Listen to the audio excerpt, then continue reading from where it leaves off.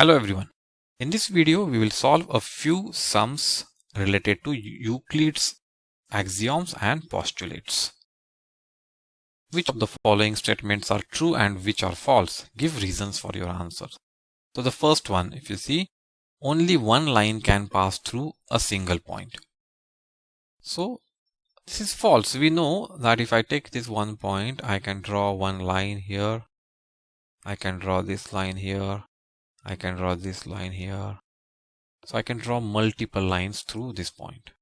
So the first statement is false. We can also say that because there are so many points, so if I have these 2 points, I have drawn one line through it. If I take one more point, now through these 2 points, I can draw one more line. So if I have a point here, through these 2 points, I can draw one more line. So thus, using the first postulate of Euclid, we can see that we can draw multiple lines through one point. And so the first statement is false. There are an infinite number of lines which pass through two distinct points. Now this is false because we know through two distinct points we can only draw one unique line, because it contradicts the axiom 5.1. So which states that there can be only one unique line that can be drawn through two distinct points. Third one, a terminated line can be produced indefinitely on both sides. This is true because this is what the postulate 2 which we have learned. If two circles are equal, then their radii are equal. If two circles are equal, that means when we superimpose them, they will coincide. Their boundary will coincide and hence their even center will coincide. And if the center and the boundary are coinciding, and we know that the radius is the distance between the center and the boundary. And if they are coinciding, that means it is going to be equal. And hence the radii of these two circles is going to be equal. If AB is equal to PQ, PQ is equal to XY, then AB is XY. So what we are saying here is, so this is a true statement because axiom 1 states that things which are equal to same things are equal to each other. So here AB is equal to PQ and XY is equal to PQ. So things AB and XY are equal to same thing, PQ. Then they are equal to each other. So AB has to be equal to XY. And that's what this says.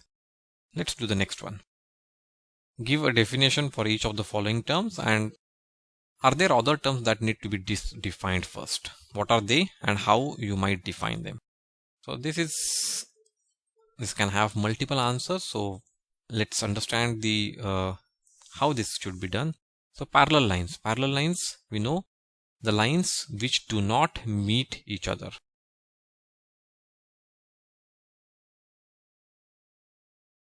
So if you extend line indefinitely, they do not meet each other. Now this is a definition.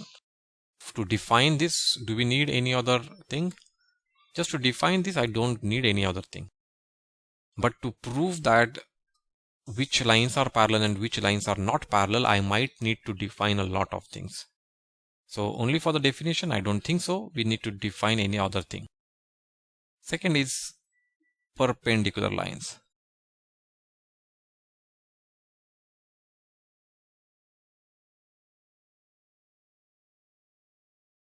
The lines which make 90-degree angle at their point of intersection are called perpendicular lines.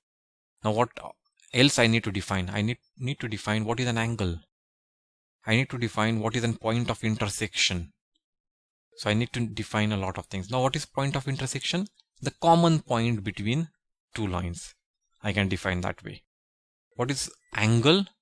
To define angle, I need to define what is a ray. To define angle, I need to define what is a common point between two rays. And what is the interior of them? What is the exterior area? I need to define a lot of terms to define what is an angle. Line segment.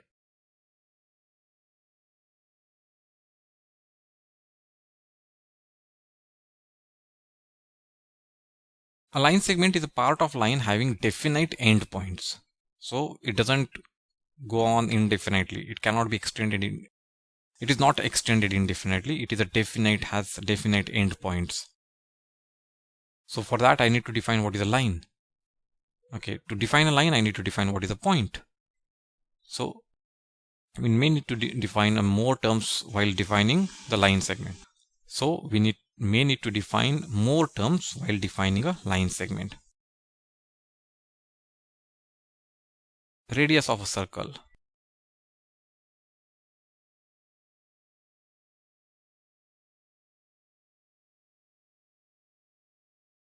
Radius of a circle is a line segment joining center of circle with point on circle. Now for that what I need to define what is the center of circle, what are the points on circle, what is a circle. So, and what is of course a line segment. Is the shortest distance line segment, or it is a part of a line. So there are so many things which we need to define. Square, when I need to define a square, I need to define what is an angle, what is a 90-degree angle, what are the line segments, what is a closed curve, what is a simple closed curve. So there are so many things which I need to define when I want to define square.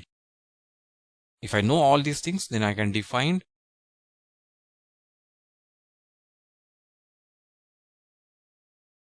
a regular four-sided polygon. Because when I say regular, I know that all the angles are equal, all the sides are equal.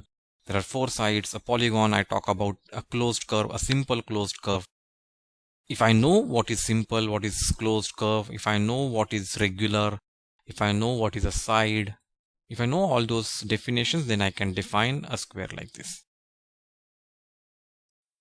I am sure you have liked the video. Hit the like button and leave your views in the comments section below. Do watch our other videos on this topic. Subscribe our channel and click the bell icon to get notifications whenever we upload new videos. You may also download the YouTube app at the link provided in the video description. Till we meet again, goodbye.